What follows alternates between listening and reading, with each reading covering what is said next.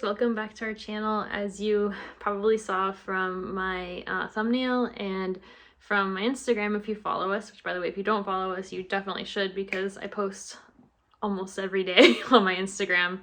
Anyways, if you saw, we moved to San Diego. That was our big news that I was trying to keep from you guys for a while now. And we finally made the move and it's been great so far. Anyways, let's get into the vlog so you can see what's going on.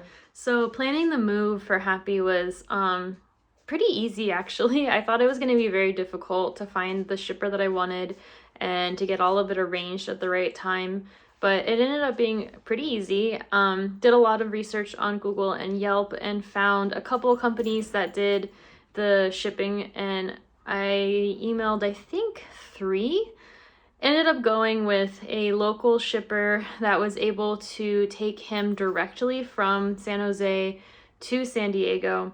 And it was a little bit more expensive because he was the only horse on the trailer. I really wanted him to go solo. I wanted him to go straight through. And they also gave him a box stall. So basically he was in the back of a very large trailer and had a 9x9 stall that he was loose in for the trip and had access to water at all times and hay, which I really, really appreciated for the trip. So we ended up going with that shipper, and with gas prices and everything, it ended up being $1,700, which I don't know if that is a lot or a little. I think it's kind of on the high end. But like I said, I feel like if I hadn't wanted him to be alone and a direct shipping, it would have been a lot cheaper. But with the equine herpes virus scare that went on here in Santa Clara, well, they're in Santa Clara, I'm not in Santa Clara anymore, and a couple other things, I just really wanted him to be solo and to be going direct from point A to point B. And a few months ago, I remember in a vlog I mentioned that we were gone for a week, and the week was coming down here to find neighborhoods that we wanted to buy a house in, but also predominantly we were searching for a boarding facility for Happy. So we went to quite a few different facilities. I think we saw, I want to say we saw 5 or 6 in the week that we were here. And we talked to a lot of people on the phone. A lot of the places down here were basically you boarded and were required to be in a training program. And I don't really want to do a training program until I'm fully settled. So I'm definitely going to pick up something, but I want to wait a couple months, if not 6 months to a year, before we start into another lesson program again. And I want to be fully settled and Happy fully settled into San Diego. So a lot of those didn't work for me just because I wasn't going to move from where we were in San Jose directly into a lesson program. And a couple of the other ones either had like only stall board available, which would not work for Happy, or they would have like a 12-foot by 24-foot paddock, which wasn't bad, but still wasn't really my ideal situation. Pasture board and turnout here are very, very limited. So the best that I could find for Happy was where we ended up, which is Rancho El Camino. It's a 24-foot by 24-foot paddock. He does not get turnout like he was before, but I'm hoping that since it's a larger paddock that he's living in and he does have access to his neighbors on both sides, that it'll be enough for him.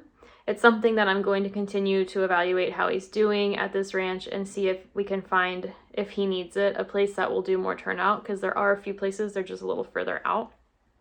But yeah, so we went to look at a lot of different places. A lot of the places here are predominantly trail riding centered. So there were a few that just didn't work because there were no jumps. There was really no trainers there. And this place worked really well because there's a hunter jumper trainer that looks pretty good. And there's also a dressage working equitation trainer that looks really good as well. So I'm looking forward to getting settled and then possibly starting in a lesson program. But like I said, it's probably going to be a few months until that happens. Okay, and then moving on to getting Happy ready for the move. I decided to start him on a calming supplement because I knew he would need magnesium. And I was going to just put him on MVP magnesium. It's a 5,000 milligram supplement, which is what he was on before. But I could only buy a 10-pound bucket of it, and I knew that I didn't want to keep him on it long term, and 10 pounds is a lot for one horse. So I started looking around for other supplements that would have magnesium in it, and a lot of them, of course, were calming supplements. And what I ended up deciding on was to use a 30-day supply of Smart Calm, which you can get through Smart Pack, and I will put up like what the ingredients are here so you can see. I liked what it had in it. I felt like it wasn't anything too invasive to his diet. And so let's see, about 10 days prior to his shipping, I started him on half a dose. So that went for, I think, 4 or 5 days. I slowly ramped up to a full scoop, which is the full dose, and about 6 days before he left. So 4 days of a half scoop, 6 days before we went up to a full scoop of the Smart Calm.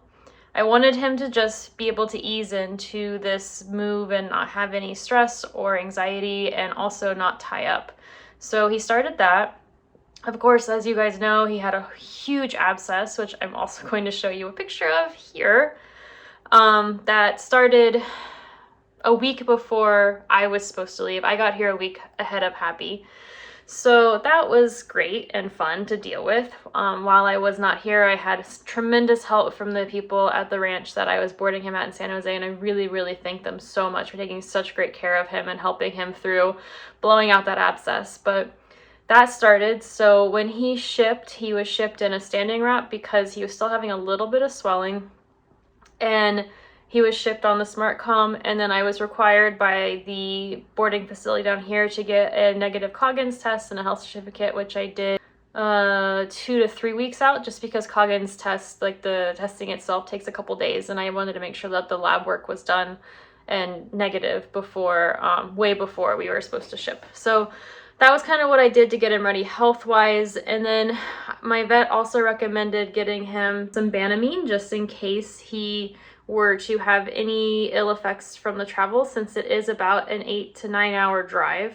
So I did have Banamine on hand, and I did actually use it. She suggested using a half a dose, and I decided when Happy got here, he was very tense. You'll see in the videos, at least I can tell, that his muscles were very tight and he was very tense. He actually looks like he's like lost like 5 or 10 pounds, and I was worried because like that's not normal for him in a week's time to lose that much weight. And I also knew they were taking really good care of him, so there was really no way for him to have lost that much weight. It was just that his muscles were super tight from the drive. I got him off the trailer. We did a short hand walk, and I hosed him down, put liniment on him, and then when I put him back in his stall, he started to tie up a little bit. He started to have muscle spasm, whole body muscle spasms, and just generally not looking like he felt great. He was kind of kicking out at his spasming and stuff, which he used to do a long time ago when I didn't have his PSSM managed. And so I basically gave him a half dose of Banamine before I left that night. And I think it actually helped him quite a bit, because the next morning when I came out, he was totally chilled out and totally fine, and he had plenty of poops in his stall, and he looked really, really good. So I'm glad I had that on hand.